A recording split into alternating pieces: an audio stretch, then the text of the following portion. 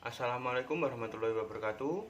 Saya Bagus Tri Nugroho dari Universitas Nusantara PGRI Kediri.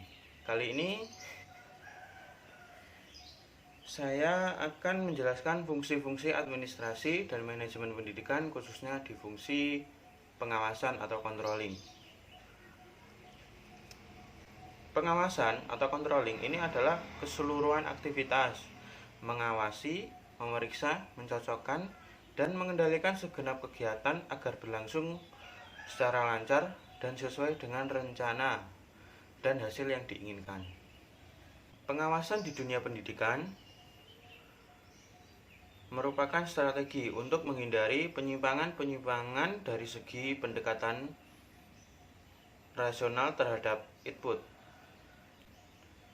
Itu termasuk ke dalam jumlah, kualitas bahan, uang, staf, dan peralatan, fasilitas, juga informasi. Dan selanjutnya, pengawasan terhadap aktivitas seperti penjadwalan dan ketepatan pelaksanaan kegiatan. Dan sedangkan yang lain adalah pengawasan output. Itu terhadap standar produk yang diinginkan instansi sekolah tersebut. Fungsi pengawasan di lembaga pendidikan yang pertama, menjamin berlangsungnya pelaksanaan kegiatan lembaga pendidikan sesuai dengan ketentuan yang berlaku, berjalan lancar, dan memperoleh hasil yang optimal. Dan yang kedua, mengevaluasi berhasilnya pelaksanaan tugas para karyawan serta meningkatkan efisiensi dan efektivitas kerja lembaga pendidikan. Dan yang terakhir adalah mengembangkan situasi kerja yang baik melalui pembinaan dan peningkatan profesional para karyawan, di samping memberi bimbingan langsung untuk memperbaiki kesalahan, kekurangan, dan kekilafan karyawan tersebut.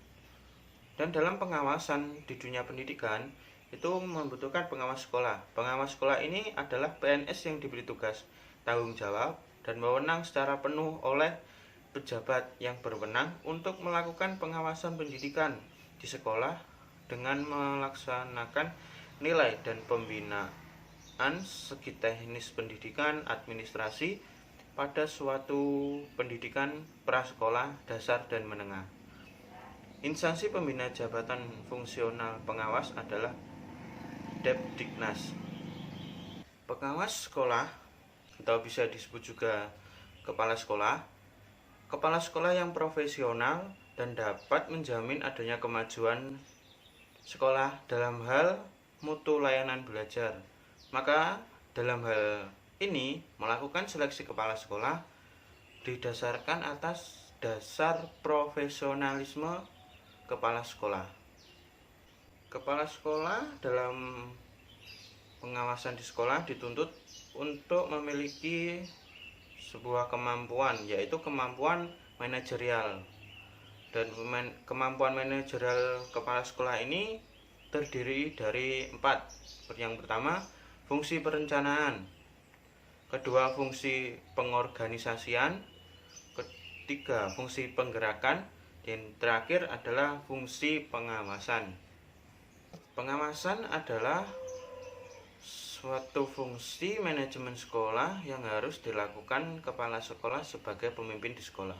Dari beberapa yang saya jabarkan tadi, dapat disimpulkan pengawasan tidaklah semata-mata dimaksudkan untuk menentukan dan membetulkan kesalahan-kesalahan, melainkan justru untuk mencegah terjadinya kekeliruan dan penyimpangan-penyimpangan yang sebetulnya dapat dihindari sebelum itu terlambat.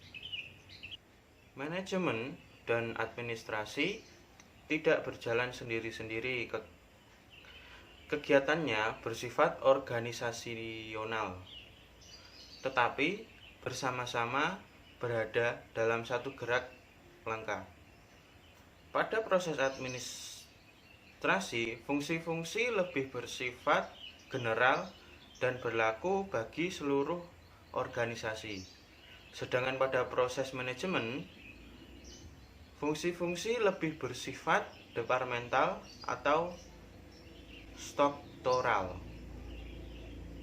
Itu tadi beberapa yang bisa saya jelaskan. Apabila kurang lebihnya atau kurang jelas, bisa tulis di kolom komentar. Insya Allah saya jawab. Dan bila ada kekurangannya, saya mohon maaf. Dan bila ada tutur kata saya yang kurang berkenan, saya mohon maaf. Wassalamualaikum warahmatullahi wabarakatuh.